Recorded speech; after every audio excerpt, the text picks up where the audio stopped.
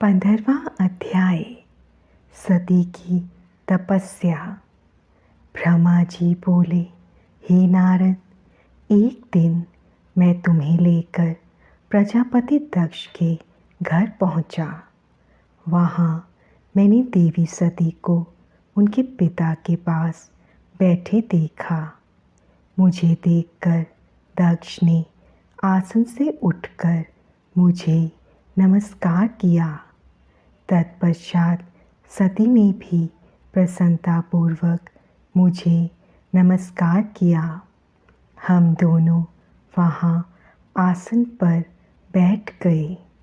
तब मैंने देवी सती को आशीर्वाद देते हुए कहा, सती, जो केवल तुम्हें चाहते हैं और तुम्हारी ही कामना करते हैं, तुम भी मन में उन्हीं को सोचती हो और उसी के रूप का स्मरण करती हो। उन्हीं सर्वज्ञ जगदीश्वर महादेव को तुम पति रूप में प्राप्त करो।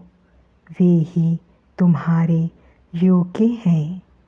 कुछ देर बाद दक्ष से विदा लेकर मैं अपने धाम को चल दिया।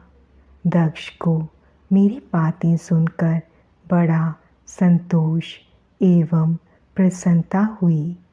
मेरे कथन से उनकी सारी चिंताएं दूर हो गईं।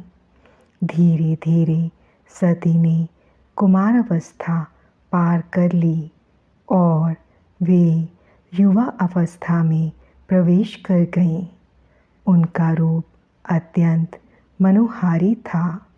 उनका मुख दिव्य तेज से शोभायमान था। देवी सती को देखकर प्रजापति दक्ष को उनके विवाह की चिंता होने लगी। तब पिता के मन की बात जानकर देवी सती ने महादेव को पति रूप में पाने की इच्छा अपनी माता को बताई। उन्होंने अपनी माता से भगवान शंकर को प्रसन्न करने के लिए तपस्या करने की आज्ञा मांगी। उनकी माता ने आज्ञा देकर घर पर ही उनकी आराधना आरंभ करा दी।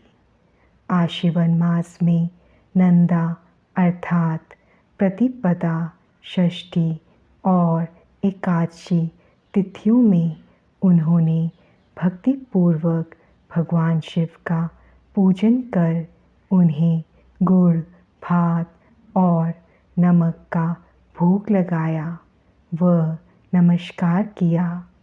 इसी प्रकार एक मास बीत गया।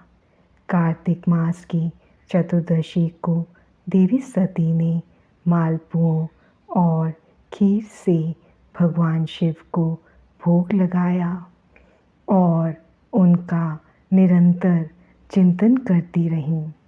मार्गशीर्ष मास के कृष्ण पक्ष की अष्टमी को वे तिल, जौ और चावल से शिव जी की आराधना करती और घी का दीपक जलाती।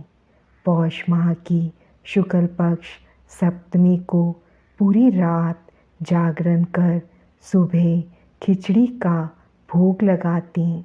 माघ की पूर्णिमा की रात भर वे शिव आराधना में लीन रहती और सुबह नदी में स्नान कर गीले वस्त्रों में ही पुनः पूजा करने बैठ जाती थीं।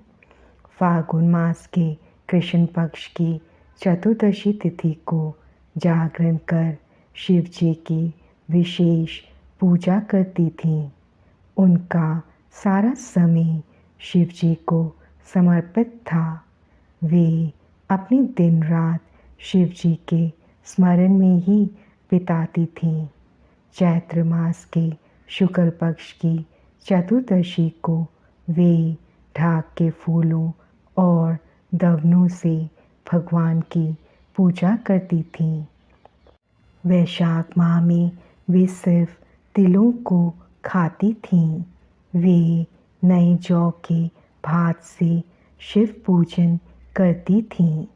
ज्येष्ठ माह में वे भूखी रहती और वस्त्रों तथा भटकटया के फूलों से शिव पूजन करती थीं।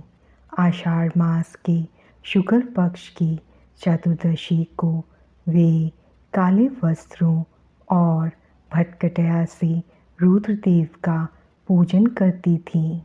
श्रावण मास में यज्ञोपवीत वस्त्रों तथा कुश आदि से वे पूजन करती थीं। भाद्रपद मास में विभिन्न फूलों व फलों से वे शिव को प्रसन्न करने की कोशिश करती। वे सिर्फ जल ही ग्रहण करती थीं। देवी सती हर समय भगवान शिव की आराधना में ही लीन रहती थीं। इस प्रकार उन्होंने दृढ़तापूर्वक नंदा व्रत को पूरा किया।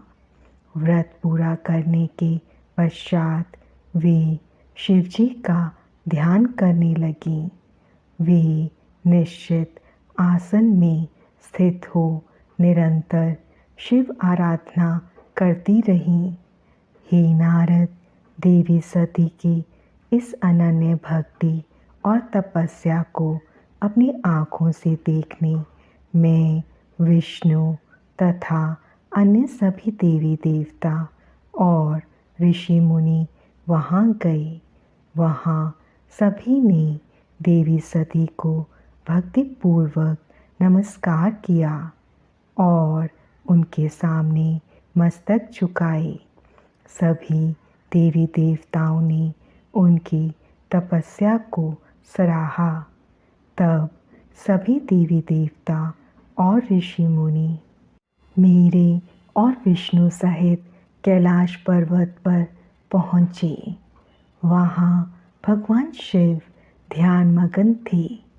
हमने उनके निकट जाकर दोनों हाथ जोड़कर उन्हें प्रणाम किया तथा उनकी स्तुति आरंभ कर दी। हमने कहा, प्रभु, आप परम शक्तिशाली हैं।